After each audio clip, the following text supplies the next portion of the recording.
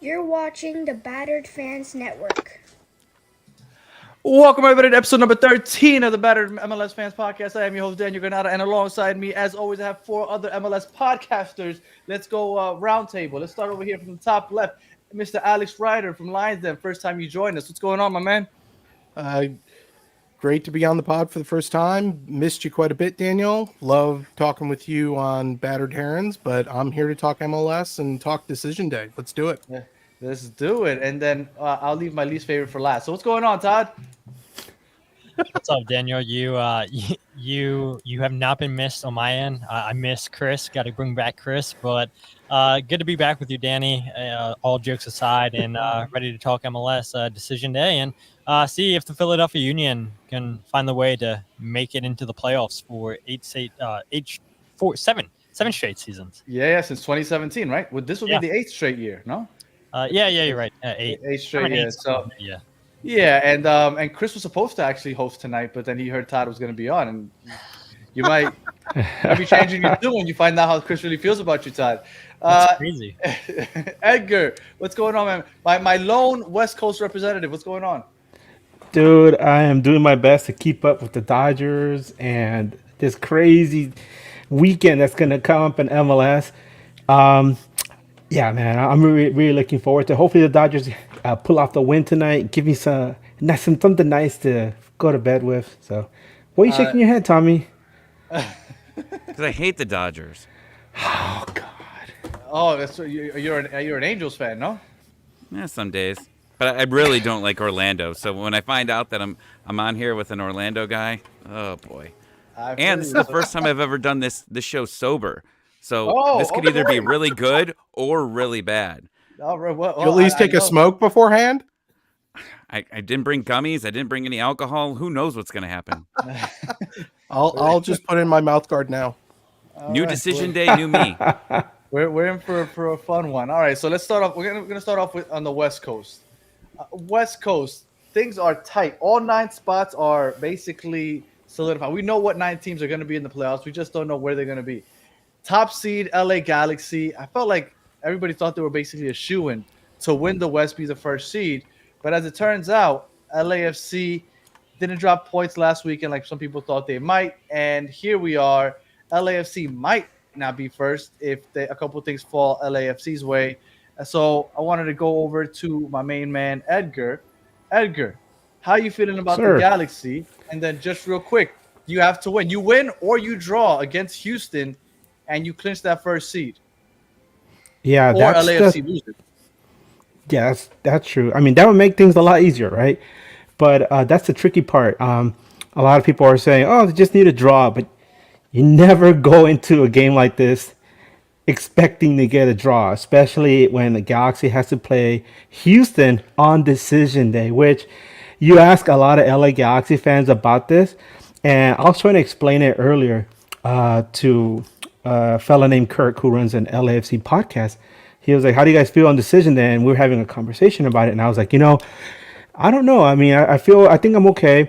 But I know a lot of Galaxy fans look at decision day and then they see the Houston in the schedule. And it's like, all of a sudden, if you get an invitation to a sleepover by Freddy Krueger, and you're like, oh my God, right?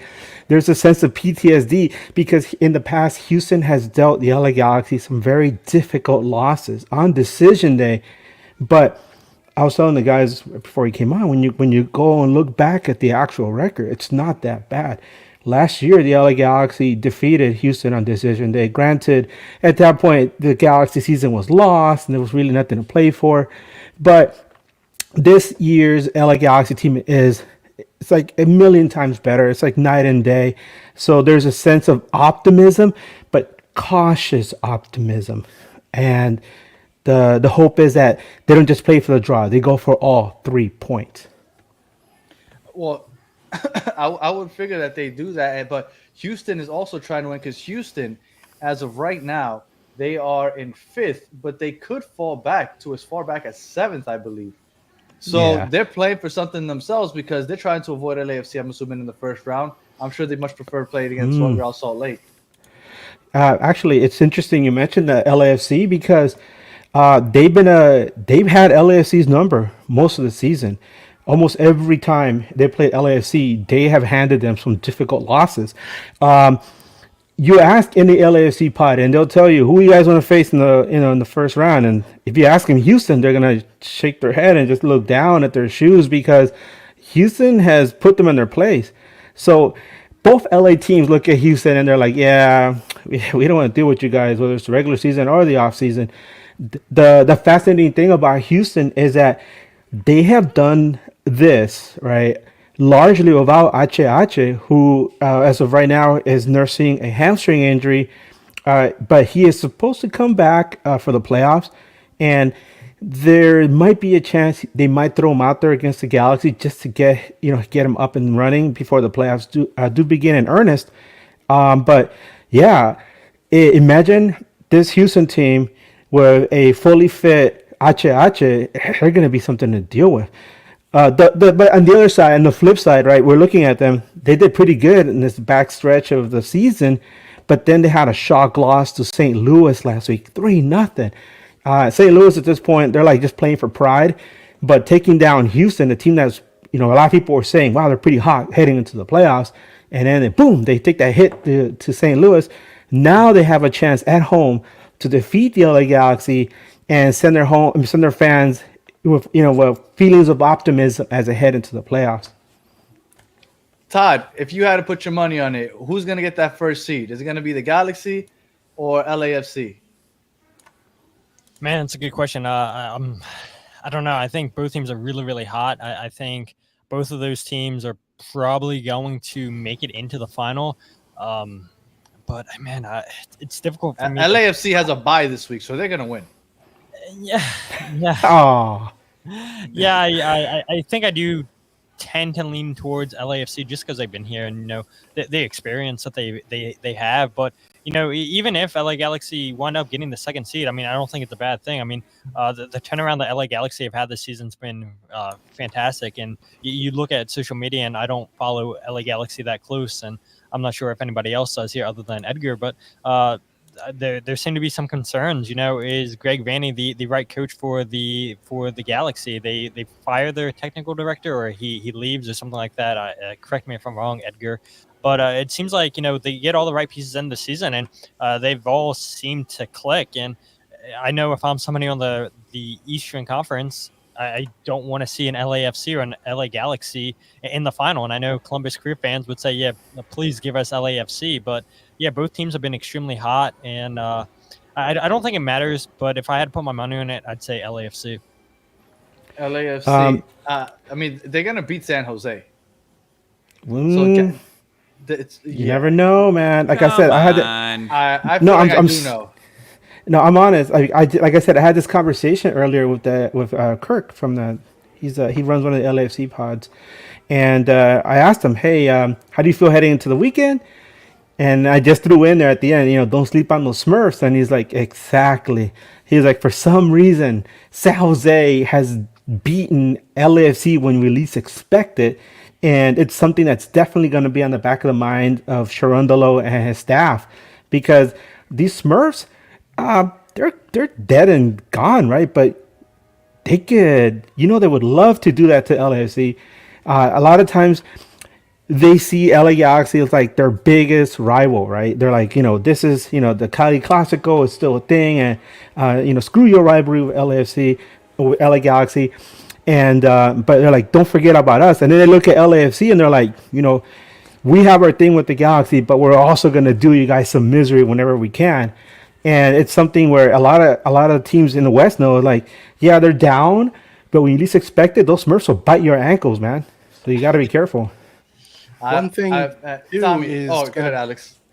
One thing too is if you're in the Eastern Conference and you're the likes, not so much Inter Miami, because they're definitely going to have the home field advantage throughout the playoffs. But if you're Columbus and you win your decision day game, and the likes of honestly, if LAFC can pull out a win, it's going to be interesting to see who's going to get to host MLS Cup. Like if Miami does get knocked out, not to say that that's going to happen, Daniel, but if they get knocked out and it's the likes of Columbus, or I don't know, could be Orlando, probably won't be, but if it's the likes of some of the lower seeds, it gets into interesting territory of who's got the most points and who's going to host. Well, that's true because if Columbus wins, they end up with 66 points. And that would mean that the Galaxy need to win because if they draw, they'll get the 1 seed, but they won't get home field for the MLS Cup over Columbus. And I don't know if LAFC even has that option. LAFC right now is at 61 points and 18 wins. Columbus, 18 wins and 63 points. Also, LAFC also has a chance to host if Columbus were to lose. But Columbus is playing against the Red Bulls. Okay, that's not an easy opponent. So that's going to be interesting in the East Coast also. But I do have a question. And Tommy, let me just throw this at you. Let me see what you think. If you are the Galaxy, would you rather be the first seed and play against a Portland or a Vancouver, or the second seed and play against a Minnesota? Because I would hate to play against Portland. I know that they aren't the Portland of 5 years ago, but I was just not. I'd rather stay away from Portland. Tommy, what are you thinking? I always forget Vancouver's a team. Yep. and it's October, so it's hockey season. So their fans tend to drift that way. Their love goes that way. You'd want to play Vancouver 100%. Portland it's got that aura around them, right? Like that out of nowhere they could do something special. And yeah, I would absolutely want to avoid Portland as much as you can. And so as of right now, the West, the only movement that can happen as far as the standings go is LA and the Galaxy and LAFC could switch spots. Seattle and Salt Lake could also flip-flop. Now, Seattle, a lot of people thought that they didn't have maybe too much to play for, but Seattle still has a chance to make it to the CONCACAF Champions Cup if they end up with a better record than Cincinnati and Real Salt Lake. So Seattle, Real Salt Lake, and Cincinnati, depending on who ends up with the most points at the end of decision day, also get one of those spots in the CONCACAF Champions Cup. So that's something for them to play for also on top of just seeding for Seattle and Salt Lake. And then you got 5, 6, and 7, which are all, I mean, the West is just all jumbled up there, all together. And these are the games for Saturday. So in the West Coast, that Austin, Colorado game, obviously Colorado has something to play for. The only game I see here that's basically pointless is that Dallas KC game. Every other game, they have something to play for. So it's going to be a fun day of football in the West Coast on Saturday. Yeah, on pins and needles, man. Any game, Edgar, that you're looking out for outside of the Galaxy that's going to be interesting to you in the West Coast? Well, definitely that game between LAFC and the Smurfs. I'm also going to be looking at the Columbus match because, like we just discussed, this might determine who gets to host MLS Cup just in case Inter Miami just falls short. I know a lot of Galaxy fans have been pointing that out already. They're like, they absolutely have to win this game and against Houston because it's better to take your destiny into your own hands than have to just wait for some result somewhere that you're not going to get. Something like this happened to LA Galaxy, I would say it was 2-3 years ago, where they took a really difficult loss on decision day. All they needed was a draw, and they took a difficult loss on decision day. And meanwhile, halfway across the country, there was a really controversial call in the game between RSL and Kansas City, where the ref made a mistake, and LA Galaxy ended up suffering from that. And so RSL snuck into the playoffs. They leapfrogged the LA Galaxy, and a lot of Galaxy fans were really upset about that because I remember I was at that game and we were score watching. We were watching the game. We're like, we're going to lose our game, and let's look at the score. Like, okay, we're fine. Holy crap, what just happened over there? And then you could hear the crowd just groaning in unison. Oh, it was terrible. So this is an opportunity for Galaxy to take that step forward and give everyone a sense of just calm, because I know it's weird because I hear you guys, especially you guys on the East Coast, I hear you guys talking all the time about, wow, you guys have such a good team, right? Ricky Puig this, Ricky Puig that, right? And for Galaxy fans, at least for especially the ones that have been around for so long, and after the last 10 years under the GM who was Chris Klein and Jovan Karofsky, who was some undefined position in the front office, under their leadership, the LA Galaxy brought in these big names like Zlatan and Chicharito, right? And Jonah Dos Santos and Gio, but there was really no substance to these teams. A lot of times when they would do well is because they had these big stars that would push them along, but there was nothing else. There was no real depth. These teams had no identity. And so this season, from the very beginning, people have been saying, wow, okay, are they going to be better than that than last season? And it's been kind of like going through like a maze. I know that one of the other pods here said it was like running the gauntlet. So a lot of people have cautious optimism. They're like, yeah, we're good, but they could fall apart any minute. But then they keep going and they keep going and they keep going, and people are like, okay, how far can they go before things fall apart? And then after a while, you have to start believing, like, they're pretty good. They're pretty good, and they could actually make it all the way to the final. So that's the hope over here. So you and if I were to ask you, unbiased as you can be, because I know you're a hardcore fan, do the Galaxy make it to the final? I would predict definitely a conference semifinal, Okay, but semifinal. they would have to run through LAFC at some point. Yeah, in the conference final, because it's gonna be first Yeah. and second. Yeah, and if that's the big test right there. Well, I have a feeling that Seattle's going to end up making it to the final. And I think Seattle's going to be either the Galaxy or LAFC, whoever they play in the semifinals.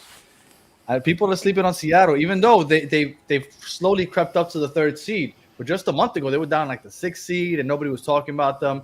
All of a sudden, they're the third seed, and people still only talking about the top two seeds. I think they're going to end up in the conference finals. But that's just my random throwing that out there. Just real quick, Danny. Yeah, you good. said they weren't on anybody's radar. When Galaxy got smashed by them in Leagues Cup, people took notice. I remember, like, amongst us and these across the Galaxy, we always keep an eye on Seattle because we know Brian Schmetzer has Vanny in his back pocket, so we're always wary of them. So we saw that result and we're like, okay, LA Galaxy really had nothing to play for. They went in there, they beat San Jose, they beat Chivas, and that was fine. That's all you needed to do. Just take a rest. But then they got smashed, and the way that it happened, people were like, huh. Hey, look, Seattle looks pretty good. And then Seattle started to come together and they started to get hotter and hotter. And this comes in a season where some people have said that they're already aged. They need to move on to newer and younger talent. One of our fellow podcasters, his name is Shayan. He covers Seattle for Rave Green TV. He's been saying that all season, especially in the first half of the season. He's like, this team is old. They need to move on. A lot of these guys are over the hill. Yes, they did a lot of great things, but it's time to turn things over, turn the page, head to the new chapter. And then all of a sudden they started getting hot. And it's like, okay, well, it's the old Seattle and they're back from one last run. So be careful. I agree. And I know I can't say dark horse anymore because you can't say the third seed in any conference is a dark horse. So, but I do think that people aren't talking about them enough. And funny enough, Cheyenne was supposed to be on with us tonight. I had a little miscommunication between him and I, but yeah, he was going to be, he might join us next week. But yeah, because I want to talk some Seattle. I feel like Seattle and Houston are in the West, what Charlotte is in the East. People don't talk about them enough. And I think that defense can get them through one or two upsets.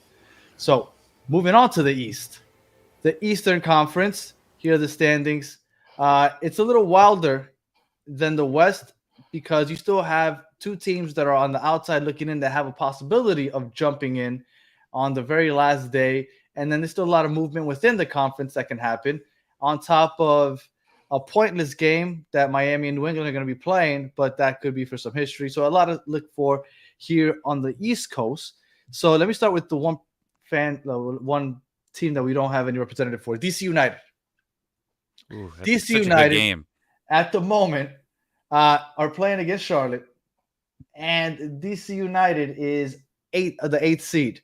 Now, all they have to do is either win or draw, or they need obviously either Philadelphia or Atlanta to lose, or all those scenarios, or Philadelphia lose and draw. Like basically, they need Philly and Atlanta to just poop the bed, right? And they could be Charlotte. So that's DC United, and then we'll go over to my guys over here. Let's start with the Union. Union, you got 5 scenarios in which you can make it. Also, the easiest, you win, and then you have Montreal or DC United lose, I believe. So, Todd, how are you feeling about making the playoffs, and do you even want to make the playoffs? Uh, I don't care if the Union make the playoffs or not. I mean, this team needed to be blown up a couple seasons ago, so if they make it, great. If they don't, it's no big deal. This Would you team want needs- it to get blown up though, since this team doesn't Oh yeah, really buy absolutely. players, they No, develop absolutely. players? No, it absolutely needs to get blown up. I said it. Other people in the media have said it, that this team needed to be blown up after MLS Cup, where they fell to LAFC. And this team, majority of the players have been together since 2020. And that's not typical with MLS teams to have a core group of team players around for 4 or 5 seasons. And I'll use LA Galaxy as an example. I mean, we were talking about Chicharito, we were talking about DeSantos, and they got rid of the older players there, and they started bringing in newer players and younger players. And look, suddenly they fit a system, and that's what good scouting does. You not saying that Ernst Tanner hasn't done good scouting, but teams can't be together for as long, especially a team that plays like the Philadelphia Union. They play a 4-4-2 diamond. I mean, teams figure them out, and when you rely on your midfielders, your forwards to press a lot, you rely on your 2 center backs to be super aggressive, that's a lot of wear and tear on your legs. And look at Liverpool. I mean, they had to blow up their team with Sadio Mane, Bobby Firmino, with Mohamed Salah. Just the pressing that the front three did, the midfield, the pressing that they did, and they wore them out. And it's what's happening in Philadelphia here. And so whether the Union make the playoffs or not, that's not going to stop this team from blowing it up. I think that much is pretty well known in the media, and so I'll be curious. I mean, honestly, I'm looking forward to the Union getting knocked out this Saturday, so the Union's end of the season press conference can come a lot quicker than what it's come in years past, just to ask Ernst Tanner, ask Jim Curtin a whole bunch of questions. And the biggest question, I think, is you guys during the season traded for a lot of GAM. The club has a lot of GAM to spend. What's it going to look like in the summertime? They weren't active in the wintertime because apparently they didn't have any money. They only made 2 moves in the summertime, bringing in Sam Adeniran from St. Louis. Hasn't worked out at all for the club. And then they brought in Danley John Jock, who looks to be a promising player. But you lost Julian Kranza, Damian Lowe, Jose Martinez, a lot of key players there for the Union. And it was time to move on from those guys. And so it was better to get something than nothing. But this team, I think if you ask the fan base, they say, yeah, they're looking forward to seeing what the offseason is going to be, because ownership said all Jim Curtin and Ernst Tanner have to do is tell us, hey, look, we want this player, and they have no problem at all spending the money. Well, fans will tell you that's not been the case with this ownership. They have not spent money. $2.8 million is their highest transfer fee paid for Mikel Ua. It's time to buckle up and pay $5 million, $6 million for a player. Look, Atlanta's another team that has a ton of money to spend this offseason too. And They'll spend it. I don't want to speak for Tommy, but look, I wouldn't be surprised if he said, if the fans said, hey, look, we don't want to make the playoffs. We want to focus on what the offseason could look like. Could Chris Henderson be leaving Miami to go to Atlanta? It's a possibility. And we saw what Chris Henderson did down in Miami, a fantastic job. And I know some Miami fans, maybe you, Danny, you would argue, well, it's the Messi effect. That's why we have these players. But let's not forget the cap situation that Miami was in prior to Messi. And Chris Henderson navigated that fantastically. And some people forget that he made, under all those sanctions, he built a playoff team. Yeah, because they were in the playoffs, right? They were in the playoffs the year before Messi got here. A lot of people tend to forget that. So I'm sorry to interrupt, but just Chris Henderson did a great job. Yeah, absolutely. So Philadelphia Union fans, and I'll be curious what, like I said, Jim Curtin and Ernst Tanner say, and hopefully the season comes to an end this Saturday, so we can get that end of the season press conference sooner rather than later. And a lot of questions are going to be asked, and hopefully we get good answers from that. But yeah, there's 5 different playoff scenarios. The easiest would be either a Montreal or DC United loss, and then obviously the Union must win. And that was going to be my question. Do you think there's any chance that they beat Cincy? Because all of these scenarios include you have to beat Cincinnati, and Cincinnati, if they win, chances are that they clinch that one of those last spots for the Champions Cup. So they're going to try to win. Do you think there's any chance that Philly wins? Yeah, it's strange to me because there's some people I've seen in the Philadelphia media, some fans saying, "Oh, Cincinnati has nothing to play for. They're just going to rotate. They need to rotate their squad." But no, they absolutely have everything to play for. I think every single team that's in the playoffs have something to play for, whether it be seeding. Yes, Cincinnati has the 3 seed locked up, but look, all these teams are coming off of a international break where their players aren't playing meaningful games, and so you want them to get into the flow of things. And so Yep. I don't see why Pat Noonan would rotate his squad where they just had a week off. And so you play your strongest squad to get ready for the playoffs. And then, like you said, the CONCACAF Champions Cup, there's no guarantee that Cincinnati wins MLS Cup this season. And yes, they would qualify that way for Champions Cup. But yeah, of course they have something to play for. And yes, the Union went into Cincinnati and beat Cincinnati this season in League's Cup. But the Union have struggled the last couple seasons at home against Cincinnati, and the Union have struggled all season long at Subaru Park this season. Only 4 wins, 5 on the road. More wins on the road than at Subaru Park. And you asked Jim Curtin, you asked the players, and nobody has an answer to why things have went the way they went this season at Subaru Park. This is unheard of. And so all season long, I haven't been comfortable going into that stadium. The players haven't been comfortable going into that stadium. They've said it on record. They said they feel less pressure playing on the road than they do at Subaru Park. And that shouldn't be the case, but that's been the type of season it's been for the Philadelphia Union this season. So yeah, sure. Maybe New York City, maybe Charlotte take care of business and help the Union out. But I don't think the Union are taking care of business against Cincinnati this Saturday. Well, I'm with you. I don't think Philly has a chance just because I don't think they could be Cincy. Tommy, you were going to say something? Yeah, I was going to say Cincinnati last year. I mean, they had the Supporters Shield locked up, right? And they played Atlanta on the last game of the season, and they started their starters. Yeah, and they didn't have anything. I mean, they really didn't have anything to play for in that situation. So yeah, obviously they're going to start their guys. Todd, I was gonna say, maybe you guys should have blown up Union Yards after what happened. You guys opened up Union Yards, and then that team just could not win a game at home, right? And then you were talking about losing players. We spoke to Christian Polanco, who was giving us the NYCFC perspective earlier in the season, and he said he was talking about Raquinho, right? And how Union fans are like, yeah, he's our boy, right? You guys also lost Raquinho because he claimed him for the Pigeons. He says, he came out and NYCFC got the result in that game, and he's our boy. He goes, like, we'll take all them little, all them little critters like Raquinho. So you guys lost Raquinho to the Pigeons as well.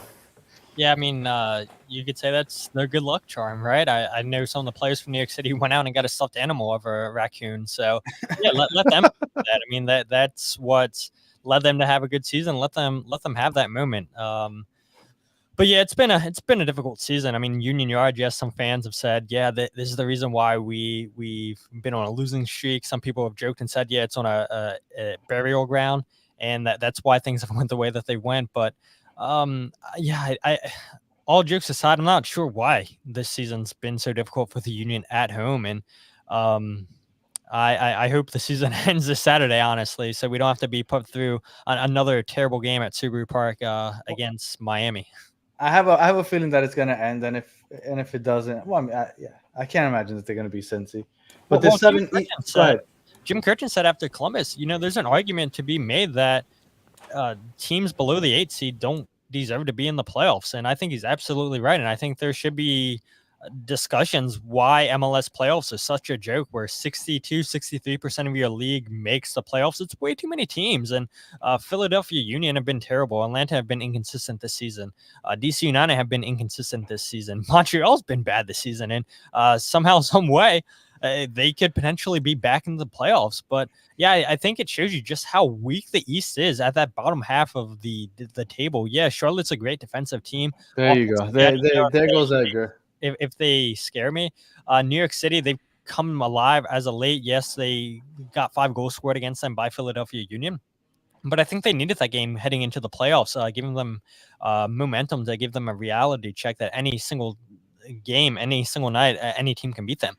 And so I think they'll be fine. But yeah, I mean, 1 through 3, the East is strong, but can you really say the rest for the East? I don't know. I mean, I don't know. It's been hot as of late, and Orlando 4, 5, and 6, I think is legit. The East kind of reminds me of Liga MX, man. You got some good teams that are real strong, and then the rest of them are fodder for the rest of them. Yeah, absolutely. I think 4, 5, 6 can take out any team in the West. I think NYCFC, Orlando, or Charlotte can compete with anybody in the West. Depends on where it's being played, for at least from my side. Well, and Yeah. I guess NYCFC, you could say the same also. So Well, this, especially if they're playing in a baseball stadium or Red Bull well, Arena or somewhere in Connecticut. that's the biggest home field advantage, that baseball stadium. We're going to get into that in a second. So there's 7 Um, East Coast games. One of them doesn't even matter. Chicago and Nashville, they shouldn't even play that game. So that's going to happen at some point somewhere. I don't even know where they're playing it. And then you have DC and Charlotte. Charlotte Red- has an opportunity to move up to 5th, could fall back as far as 7th, but they're playing for that. And Montreal is playing to stay in the playoffs. And then we got Miami and New England. That's just, I don't even know what to call that. Miami's just playing for the record to beat the record holder. And then you got Columbus and the Red Bulls. Columbus is playing to possibly host MLS Cup if they make it, because only Miami would have a better record point-wise. And then you have, I think, the best matchup of the bunch in the East, which is Atlanta-Orlando, because Atlanta still could make the playoffs, and Orlando is that is a fighting playoff to game. have home field. And they're And a fighting to rivalry have home game. field over NYC. So let's start with Atlanta and right in a rivalry. So let's start with Atlanta. Atlanta can make it if they win. They have to win. And then they have NYCFC. I'm sorry, Montreal lose to NYCFC and DC lose to Charlotte. And then there's some other scenarios, but that's the simplest. Tommy, how are you feeling about Atlanta making it, beating Orlando, and do you even want to make the playoffs? We've got a lot of decisions in Atlanta to make. You've got to bring on a new coach. You have to bring Henderson on, which I think everyone's pretty much assuming that it's going to happen. That is happening. Right? Yep. You've got 2 DP spots. You've got a ton of money available. You have a lot of positions. You can almost clear out a third of your roster at the end of this year with options and everything. And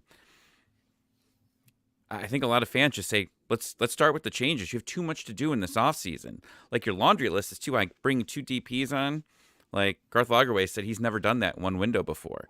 Well, you have high expectations when you're Atlanta United, and they've been a real bad team overall for the past 3-4 years, right?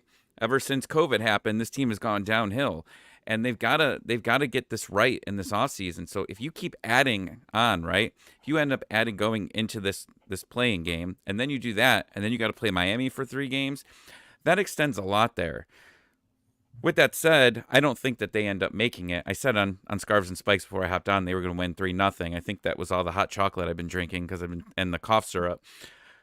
But I think there's just too many situations here that can happen. And one of the things I do think, real quick, I think Charlotte and DC is the actual matchup here. And for Charlotte, it's really, I don't want to play Columbus in the first round, right? Because you can fake it, right? Remember when MLS was when they went to just the 1 game format? You saw the inferior teams just sitting back, hoping that they could get to penalties, right? I think Orlando was one of those situations in one of the playoff years. Is they tried to just I remember that game. Well, and we'll get to that, but yeah, like that's the thing. Like, the best of 3, when you get to this 3-game series, you have to have the best matchup as possible if you're the underdog. And going into Columbus, absolutely not. You want to play Cincinnati, which is weird because from last year you wouldn't be saying that. This year, right, absolutely, you would want to play Cincinnati here. So for that, I mean, obviously Benteke trying to, be the golden boot guy to sneak into the playoffs is a cool story. But, man, it's all about Charlotte. If Charlotte wants to make a little run here and make some noise in the playoffs, they have to win that game in order to avoid Columbus. Well, what's fun about the decision day, which I love this, and I know you guys and Todd said that, Jim Curtin said that he doesn't like how many teams make it or whatnot. But if you shorten the amount of teams that make it, you get rid of a lot of this drama. Because as of right now, that NYCFC and Montreal game, usually Montreal, in the world that Todd wants to live in, would have no shot to be in the playoffs right now. But right now they have everything to play for because they try to make the playoffs. If NYCFC loses that game and Charlotte wins, all of a sudden NYCFC could drop as far as 6th. I think that's as far as they could fall. And then Charlotte would move up to 5th, play against Orlando, and Charlotte would now be traveling to Cincinnati. So the fact that more teams have an opportunity to make it also gives them a lot more reason to play harder. Because, like I said, that Montreal game might be a throwaway for them if it wasn't for the fact that right now they're fighting to get into that wild card game. I like the drama that it brings, even if it's manufactured and Todd doesn't like it. I get it. I get it, Todd. I get And it. it's tough on Todd because unfortunately, not only does and anybody in the play-in, because not only do you have to play a midweek match going into the three game series, but you also got to do it after the fact. You start away against the number 1 seed in your conference, and that's Right. not as much fun either. Right. No, I get it. And let me tell you something. If there was a team that I would want to avoid, and that's me personally, I know Chris likes to say he wants to avoid Philadelphia. I'd want to avoid Atlanta just because as much as they suck, I don't know what it is. But since Messi has gotten here, Atlanta's the only team that has beaten Messi when he started. I mean, I guess you could count Charlotte last year, but that was the throwaway game at the end of the year where he just came out there to model on the field. But Atlanta has played into Miami very well. And although I do think that Miami would win in a 3-game series, I think it would be a pain in the ass. So, these matchups, I personally like them. So, Atlanta. Tommy, do you think they'll beat Orlando? My heart says no, but my body says yes. That's a lot of silence Aren't you they have one there, and the buddy. same? All right. I have a question for you guys. Atlanta, Orlando. I know that one of the things that everybody likes to do these days is put a cool name on a rivalry, and I've heard about the Crown and Coke. We talked about that one before, right, Tommy, with Charlotte and Atlanta. I know that both Orlando and Atlanta have Waffle Houses. Can we call it like the Waffle House Throwdown or something like that? Where like the winner gets like a huge stack of waffles and they bring it onto the field and they eat it, like And when the John loser has Madden to used to give sit away in the that Waffle turducken. House? Was that? Are Tommy, Waffle weren't you Houses in rare a- around the country? Weren't you No, in that- the show from the Waffle House, Tommy? Hell yeah. We have a Waffle House like I don't know, about 25 minutes from my house, and we said if Miami doesn't set the record, we're gonna do a live show, all of us at different Waffle Houses, and Oh, I'm nice. excited because Nice. chocolate milk, 2 grilled cheeses, hash browns. Oh, I don't know. Columbus put up 4 on New England without Cucho and whoever else they were missing for international break. So I have a feeling that Miami should break that record against New England, but who knows? You never know with these things. All right. And then can I ask you a obviously- question, Danny? Go ahead. Of course. I think I know the answer to this because you root for the Miami Heat, but like you like what they do in the NBA. Do you like the NBA the play-in tournament? No, that they created there. I look. A lot of people give me crap because I don't like the U.S. Open Cup. I don't like any. I want there to be just one champion. I think that the fact that soccer has so many tournaments and titles throughout the year, I'm not a fan of that. I've gotten accustomed to it. Obviously, watching soccer for so long or football for so long, I've gotten accustomed to it. But I like there to be one league, one title. That's kind of what I'm used to in every other sport, and that's kind of how I wish it would stay. But I get that in the football or soccer. Traditionally, that's how it's done, but I think it's silly. Well, you misunderstood there, Danny. Sorry. The play-in tournament, the four teams at the the bottom. play-in. I'm sorry. I thought you meant the in-season tournament. You're talking about the NBA so Cup. The playing, yeah. to Okay. get into that tournament because it's essentially the same thing here, right? I like it. I think I do too. The only thing that I don't like about these tournaments is that, these special one game off or the NBA is that you got to put the team at the disadvantage in the best situation possible for game one, right? And I think they did that with I remember the Hawks won it once, and they played the first possible chance at the NBA playoffs.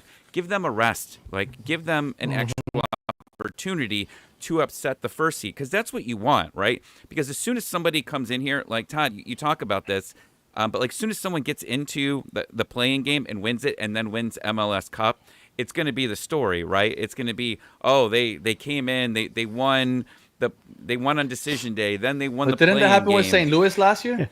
Hey, let's not forget, by the way, since you're in Miami, that both Marlins World Series were as wild cards. Remember? Yeah. And nobody expected them to remind me win, as a right? Cubs fan. What? Oh yeah. Oh yeah. We gotta remember that, huh? Oh my Steve goodness, Bartman. Yeah, Ah. Steve Bartman. Still lived in and look, Chicago when that happened. And I'm not a Giants fan, but I remember very clearly that the Giants were a wild card team when they won the Super Bowl. The Steelers have went like I like the whole play in wild cards. Like the thing is, and I don't want to get into this. I don't want to get off topic, but I feel like in the rest of the world, no, it's okay. In the rest of the world, we've kind of gotten accustomed to, the top teams are the ones that are going to win, and everybody else, too bad. And you kind of just have to deal with it. I like that here they try to keep the fans engaged all the way to the end. And that's how. So how come you don't like the Open Cup then? Because that's exactly what that is. It's giving an opportunity to the little guy. No, they're not. Oh, what are you doing? See? No. I gotta ask. No, Because they're not. But like the MLS teams wins always. What opportunity are you giving them? Not always. I mean, remember, it's about the journey, not the destination, right? And along the way, there's all these amazing stories. And at the end, yes, you got a final. And usually, it's an MLS team, and it's kind of anticlimactic. I know when Orlando won, a lot of people were pulling for Sacramento Republic just because of the narrative, right? Mm-hmm. But in the end, Orlando proved, they're a better team. But along the way, Sacramento knocked out some strong MLS teams, and there was that buzz. I remember when FC Cincinnati made their run too, and that was unprecedented. Indy 11 that kind of stuff brings good attention to the sport. But I know Tommy's getting exasperated, man. He wants his waffles. Don't talk about the Indy 11. That was the worst game of my life. Indy 11. But yep. a lot of times Indy 11 were one game away from making Dude, I know. Real quick story about Indy 11. My wife was in Indianapolis last week for a work trip, and I asked her, "Hey, if you can find any Indy 11 stuff, just give me something. I like swag, right?" She's like, "Yeah, I'll find you something cool." So last day she's there, she hits me up. She's like, "Oh, I'm at the airport. I'm at the team store. What do you want?" I was like, "Just give me a shirt and a cap." Later that day, she's like, "I got you a shirt." I'm like, "All right, fine. That's better than nothing." So she comes home, right? And she's like, "Here's the shirt." And I'm looking at the shirt. I'm like, this shirt looks kind of funny. So I try it on. It's like super snug and I'm like kind of tight, right? And I'm like, this is kind of interesting. And I took off the shirt and I looked at the tag and it's all like women's. And I'm like, oh, great. Here you go. You can keep your shirt. So it's kind of like Indy 11, man, trying to make it all the way to the cup final. And nah, sorry. Go ahead. Alex? So Daniel, you're talking about not liking all these competitions, and right. Yet Miami is the only one amongst the people we are currently talking about that are playing in CCC next year, and potentially playing in the Club World Cup. Yeah, Galaxy's in the CCC. Like that, and no, I'm not a fan of that. Now the only difference is that and again I know the NFL supposedly all the best players are here. The NBA, all the best players come play here. Same thing with Major League Baseball. So I get that football, the talent is more spread out. So I understand the international competitions. I'm okay with the CCC when you're playing against the best teams from other countries, club-wise, and the World Cup. But I'm talking about like within the league, I think it's really silly to have more than one champion in different ways. And that's just me. I think that this is the MLS Cup champion, and let's move on. And if you want to play against the Mexican teams or whatever other teams from across the world, whatever, I understand. But I'm personally not a fan of it. Now, I've gotten accustomed to it. I celebrate it, yes. I don't like the Open Cup. If we end up winning an Open Cup, I'll probably celebrate that crap too. But I'm not a big fan, and I'm not sure why I still have Atlanta thing up here. But I'm not a big fan of that. No, another thing. I mean, one thing about the Open Cup tournament is that a lot of people know going in. There's an understand. Look at that. Look, I have the supporter shield. I put that in a pie in that. We have 4 of those, dude. We use them to serve up birria whenever we play Levas. We call it the croqueta plate. So I celebrate it, even though I think it's silly. It's silly, but I'll celebrate it. But I think it's silly. Like who really wants? Wasn't it you guys that celebrated with the Captain America shield? It was. I think it's really when I found, and I didn't know about this until we just recently won it. That like the team doesn't even get this. Like it's like the supporters. Yeah. What the hell do I want this crap for then? Like it's not even recognized by the MLS or our teams. It is now. It all started with LA Galaxy fans, by the way. I mean, I don't want to dive too deep into the history, but LA Galaxy fans got together and they're like, the team with the best record deserves some kind of recognition at the end of the season. I mean, it's kind of like the President's Trophy in the NHL. And so a bunch of Galaxy fans got together. They got some other supporters on board, and together they put together their money and they got somebody to actually mold it. And they made the first supporter shield. Was you look at it, it's kind of weird looking. It's like a chevron with a little trophy base. But the first team to get it was LA Galaxy.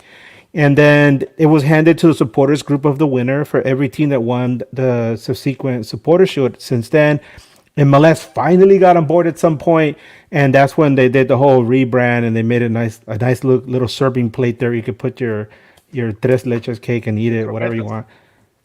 Yeah, there you go. See? If you're missing Wait, so one, the guys, Galaxy that's made a right. trophy for themselves? No. Galaxy supporters. So the Galaxy supporters made it for the Galaxy to make them feel better? No, they just did it because I'm just messing with you. that was the year LA Galaxy had the best record in the entire league and won the cup. So they got the double, 2002. Mitch in So the they chat created is the double talking- for themselves. By the way, I want to address something real quick because somebody asked a question way early on. Mr. Krabs, he asked why Ricky Puig ended up with the LA Galaxy and why did he leave Barcelona. Just to clear things up, at the time Ricky Puig was injured, Pedri had come into the picture, and Barcelona felt that Pedri was going to be the future. Obviously, they made a good choice. And Ricky Puig was left in limbo. The team went on a trip to North America for a tour, and they left Puig at La Masia by himself. So like they didn't even take him on the trip. And at that time, Barcelona was going through some financial struggles, and so they decided to offload a lot of players for free. So LA Galaxy came in and like, okay, we're gonna take this guy and bring him over for a free transfer, and that's how Ricky Puig ended up with the LA Galaxy. Well, I mean, I wouldn't say that he's not good just because he's not on Barcelona, because I think Ricky Puig has been balling. All right, now that we're done with the Tommy distraction, here we go. Orlando. You're welcome. Orlando. Simple. You clinch the 4th seed and home field advantage against NYCFC or Charlotte if you simply beat Atlanta. Or NYCFC loses, and those are the two simplest. Alex, everybody thought that Orlando would be a supporter shield contender this year. And then they kind of fell off a cliff to start the year, and they started picking it up again in the summertime. That's What happened putting in it Orlando? kindly. Yeah, That's what happened putting with it Orlando? kindly. We started out the season absolutely dreadfully. I mean, I talked on Battered Herons with you guys a lot about how the great expectations we had, and we went into the season with a bunch of great new signings. Moriel, we got to keep Duncan McGuire with all that drama. Just re-signed him to a new deal, and we're happy that he's going to be staying for the long term unless we sell him on. But we did not live up to expectations. Like the club's early on motto was defy expectations, and we didn't do it. And it's been the second year in a row where we've started the season, we've had CCC early in the year, and we've just fallen flat to start the year. I believe it was 17 games, 17 points. And that was dreadful. And since then, we have just kicked it into high gear. Facundo Torres finally woke up and has rocketed up the stat sheet. And honestly, we've just gotten it back together. I don't know, other than him not getting a call up to Uruguay for Copa America was maybe one of the best things to happen to Orlando this year. Same thing happened, I believe, to Pedro Gallese, and his form improved too. All this to say, we have gotten hot, and it's as weird to us as it is to everybody else, because I was on our podcast 4 months ago, saying we need to fire Oscar Perea. And I got major deja vu because we did this exact same routine earlier in the season last year. And it was just major deja vu. And suddenly we turned it around. And just looking at our last 8, we are 8 wins or 6 wins out of 8 and 19 goals. And we just this week set our all-time scoring record for a single season that we set last year when we were rocketing up and we ended up finishing second in the league. I don't know what needs to happen in Orlando other than the fact that we need to not just start the season hot.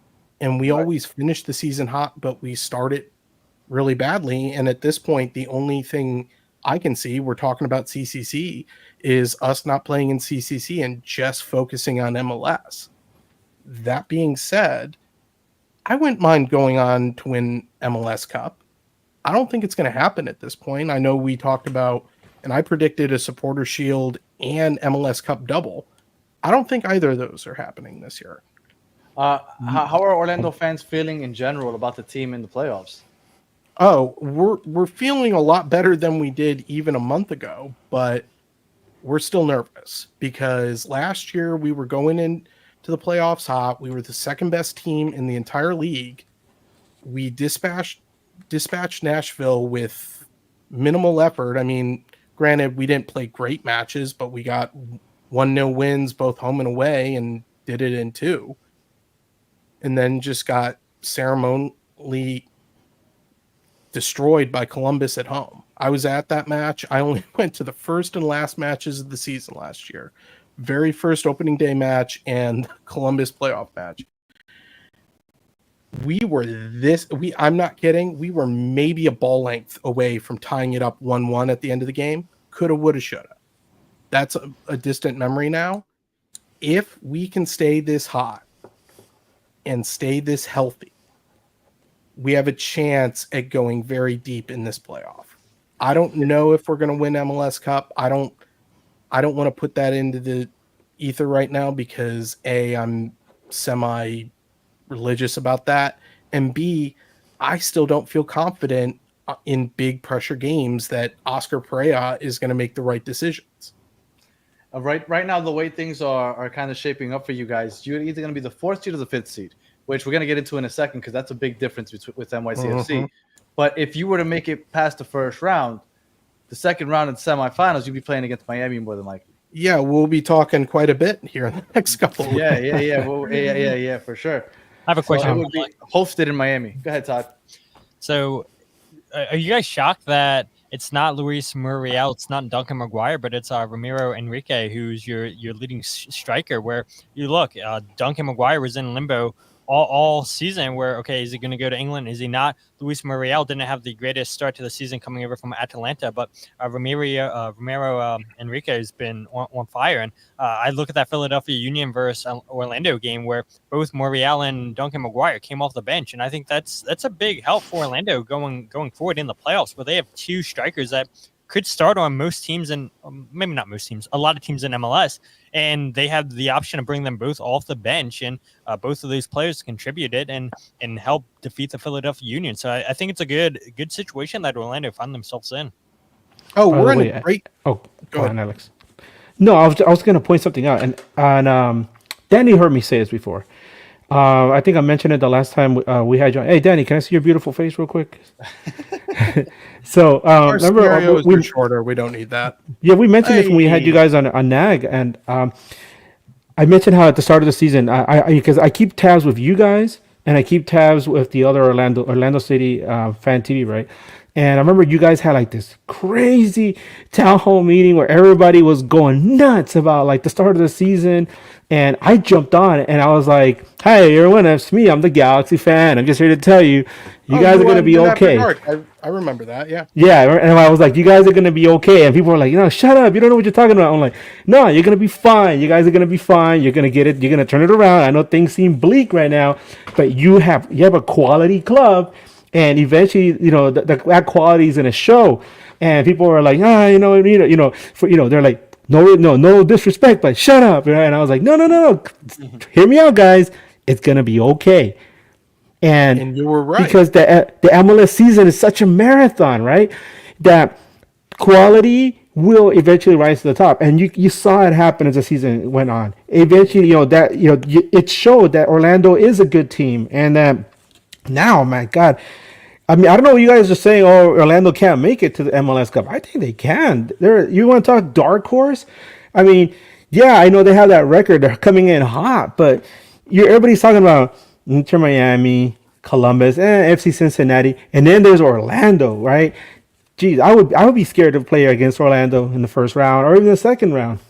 Edgar, you're saying what my heart says. I just every year for the last 3 years, I have had, you guys all know Ted Lasso. I've had a purple and gold believe sign Believe that sign. I posted online when I start to let that hope into my heart. And I posted it last week because I believe it can happen. But you said it the best. We are a dark horse. We're not the definitive because, like Daniel said, we have to go. This party goes through Miami unless Miami has a galactic collapse against the wild card.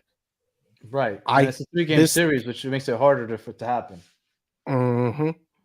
This party I'm down goes for any through- galactic collapse by Miami, by the way, especially Most in the people cup, are. Most especially in the people are. final. but I think that the best thing to happen to that rivalry would be A for them playoff to game. have to go through us in a playoff game. I think it would be fun. I think it would be must watch television. I just don't know what's going to happen. Well, and I think I that can't that's predict why, it one way or the other. that's why Miami fans consider Nashville a bigger rival than Orlando because we've played them in the Leagues Cup final. We played them in a regular playoff game. We played them in Champions Cup. So we played them in games that matter. Orlando, not so much yet. And I think it would be great to finally get that. Now, Alex, can we talk about that? Go ahead. You are forgetting the one time you don't like Open Cup, so it doesn't matter. We knocked you out of Open Cup one time. That was years ago. Doesn't matter. Yeah, It's a whole different world now. We live in Messi's world. The North remembers, though, right? I do remember. No, you know what? It's funny because I do remember that. I remember Bryce Duke took a penalty kick, and it's the worst penalty kick I've ever seen taken in my life.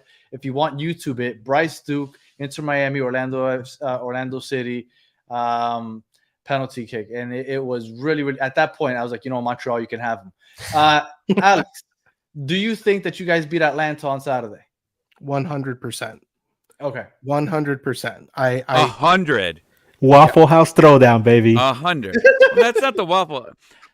I don't said know there what was the no rival- chance. Start that throwing Miami- chairs. I said there was no chance Atlanta was going to lose to Chicago, and I had to shave my entire beard off. It was 100%. You're saying 100% that Orlando is going to beat Atlanta. 100%. Oh my God, are we getting beard versus beard again?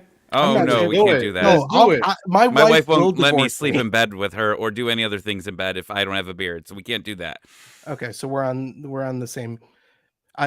We could do shaved heads, but Oh no. not a Beard not allowed versus in the beard, house if I baby. shave Let's my do head. it. Well, We'll come I up don't with have something. anything to bet. We'll So- talk on the side. We'll make donations to charity, something like that. 100%. Yeah, Someone put 101% in there. and Jeez. here's the thing. good. This is decision day. We both have skin in the game.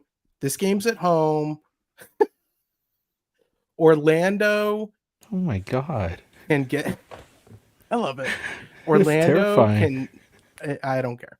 Orlando can control their own destiny. We have a lot less scenarios. We're just going to go out there and ball. I think that the 19 goals in the last 8 games is an indicator that we're going to be red hot. And I hope and pray that goes all the way through to the playoffs. And I don't think this is going to be one of those Oscar Pereira sits back and tries to play 1-0 ball. My prediction is 3-1. I said it the other night on Orlando Lions Den. I'm going to say it again. 3-1 Orlando. Right. Orlando gets 4th. I'm more curious who we end up playing in the playoffs. Well, hypothetically, let's say Orlando doesn't win, just hypothetically, and they end up losing and NYCFC wins. You guys still play NYCFC, but you will now be playing NYCFC in New York. The question is where? Because New York. Because the first game would be next week, but if the Yankees make the World Series, they'll be playing in Yankee Stadium. Which If is the likely because they're leading. Yeah, right, and I don't think Cleveland can beat them 4 times. And then you got the Mets, which is their second home in Shea Stadium. Also, even though I doubt they'll make it, they could also be playing in the World Series against the Yankees. So both those stadiums would be occupied. Now, I would assume that means that they have to play in Red Bull Arena, but the Red Bulls might be playing a game at some point. Well, I mean, I guess they won't be hosting, but NYCFC, their biggest advantage is playing in a baseball stadium, but I have a feeling that that's not going to happen for them these playoffs. So I think Orlando's okay no matter what when it comes to NYCFC. I'm honestly, NYCFC is the opponent I want.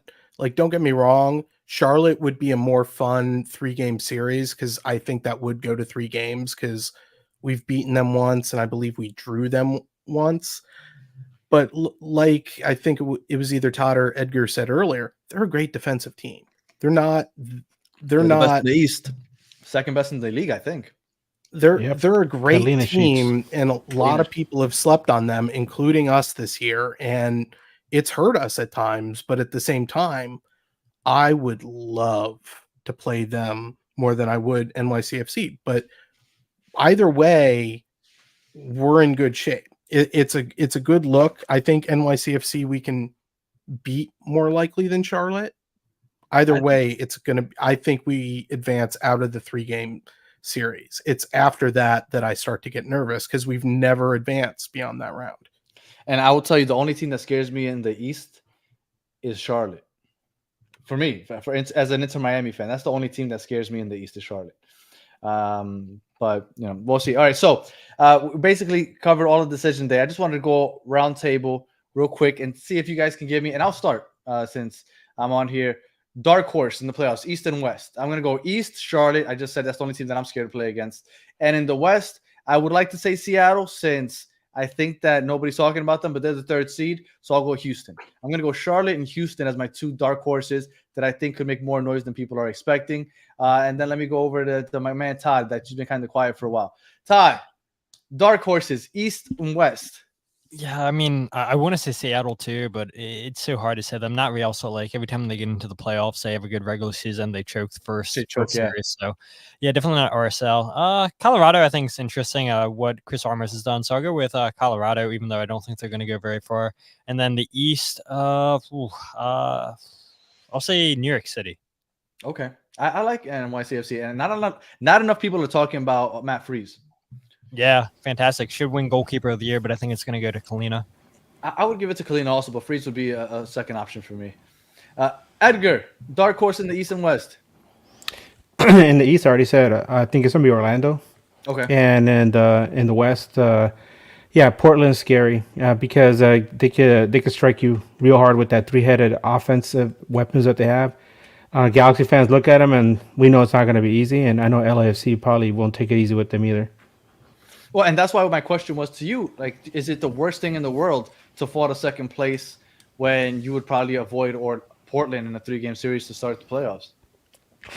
Well, I've always said, to be the best, you got to beat the best. And I know LA Galaxy fans, it would be like a huge feather in the cap to say that they finished ahead of LAFC because it hasn't happened since LAFC came back into the league.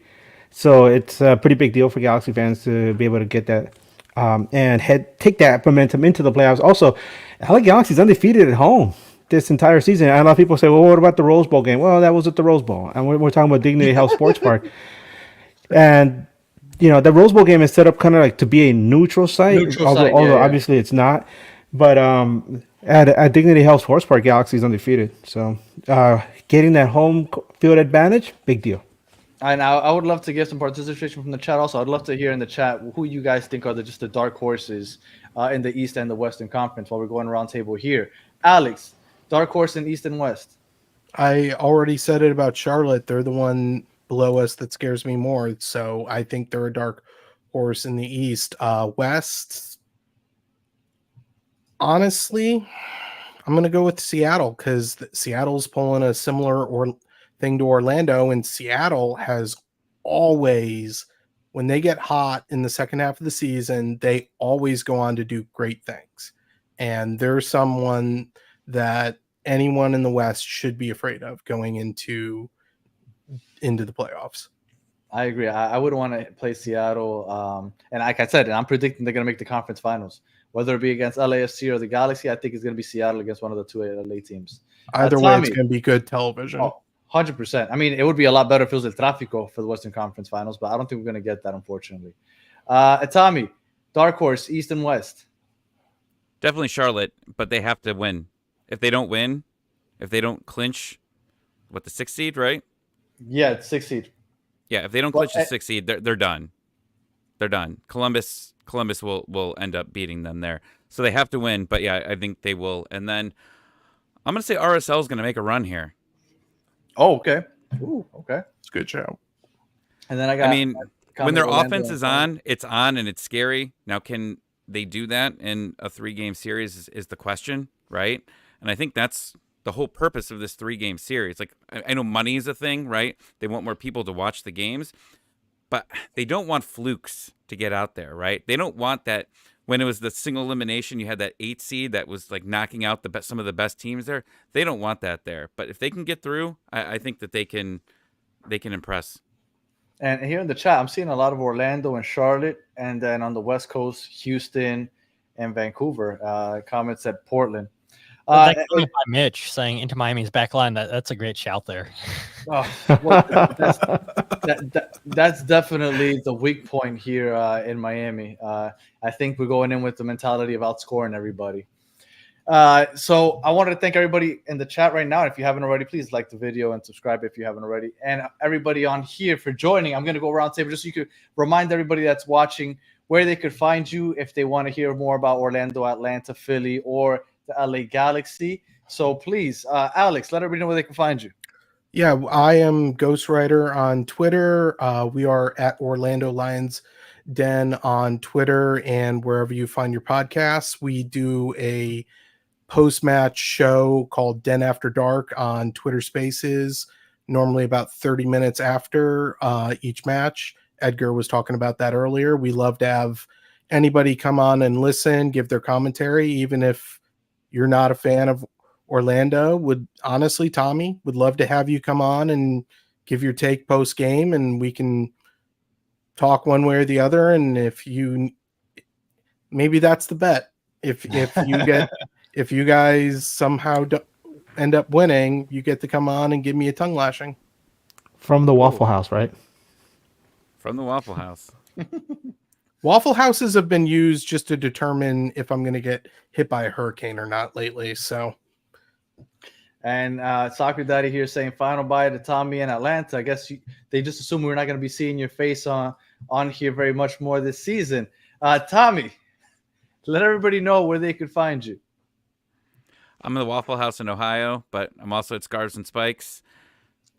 If your team's playing Atlanta, come join us on Spaces afterwards. Talk your trash while you can, because next year I will not be the mockery of this podcast anymore. I will get the respect from Daniel, and he will fear us. He should be fearing us, because right now you can't beat Atlanta. Well, yes, Atlanta is definitely it's been a rough go for Miami. So definitely, I hope you guys lose this Saturday, because I definitely don't want to bother with you guys in the first round. Yeah. Not as much as I hate you, Edgar. Thank you, Tommy. My lone West Coast representative. What's going on? Let everybody know where they can find you. Well, first of all, Tommy, I can't feel you, man. You're a Ducks fan, bro. Anaheim. That's Disney. That's Mickey Mouse to me. Keep going. The season opener just happened. Started 10 minutes ago, man. Go. Let's go, Kings, baby. Anyway, thank you to everybody for tuning in, man. I love talking MLS football. I've been covering the league for 27 years. You guys can find me on Twitter as Edgar Nags. I'm also on Instagram, and I am from News Across the Galaxy. Like it says at the bottom there, Nag_news. So any Galaxy coverage, you can hit us from us. Awesome. I appreciate you, Edgar, as always, joining us. And then Todd the God Lewis, what's going on? Let everybody know where they could find you. If you guys want to check out the podcast, wherever you get your podcast, The Free Kick, the YouTube channel where I do goals breakdown video, whether it's wins, losses, draws for the Philadelphia Union. Got to do every single team here but LA Galaxy this season. But you can find the YouTube channel, youtube.com/freekickpod. My personal, it's a Todd's Life on Twitter. And one thing I'll say before I go, kudos to you, Danny, for putting this together. Chris, you guys do a fantastic job, whether it be with your Into Miami podcast, Battered Herons, or with it be with the Battered MLS fans. 2 weeks ago, I got to meet Ty Fisher for the first time in person. I knew who Ty was prior to the show, so it's cool just seeing you get people together. And flew out to Columbus for the game against with Philadelphia Union in Columbus, and Ty and I got to meet for the first time, and it's because of you that brought us together. So I thank you for that, and that fantastic job that you and Chris are doing with both of your shows. Oh, thank you. I appreciate that. And that's the goal here, to grow the MLS family. I even got to meet Tommy in person earlier this year. Found out that he eats his pizzas with a fork and knife. But very disturbing. It was a messy pizza. Oh, And he eats them the wrong way, right? When I told Chris that I was meeting Ty, that's the first thing that he said about Tommy. He's like, yeah, Danny and I met Tommy, and he said, you'll never believe this. He eats. I was like, are you serious? Like, we're not canceling him yet? Insane. Yeah. Is it deep dish? No, it wasn't. It was like the slimiest thing. It was good pizza, but there was so much stuff on it. You're lucky I don't have my Battered Herons studio up right now. Well, I would put up the picture. Truffles. And we got almost 150 people in here. Please follow everybody on the screen. The whole goal here is to grow the community with getting everybody's voices heard by everybody. And the more we grow, the more the league grows, and that's the goal here. So we appreciate everybody jumping in and joining us and talking and hanging out with us for the last hour and 10 minutes. I am Daniel Granada. I do Battered Herons.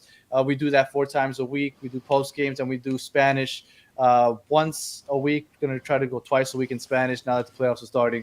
So we're all over the place as far as Battered Herons go. And like I said, Battered MLS fans, we're going to try to come on twice a week starting the playoffs also, so we can cover East and West Coast evenly, so we don't have Edgar out on an island talking to a bunch of posters.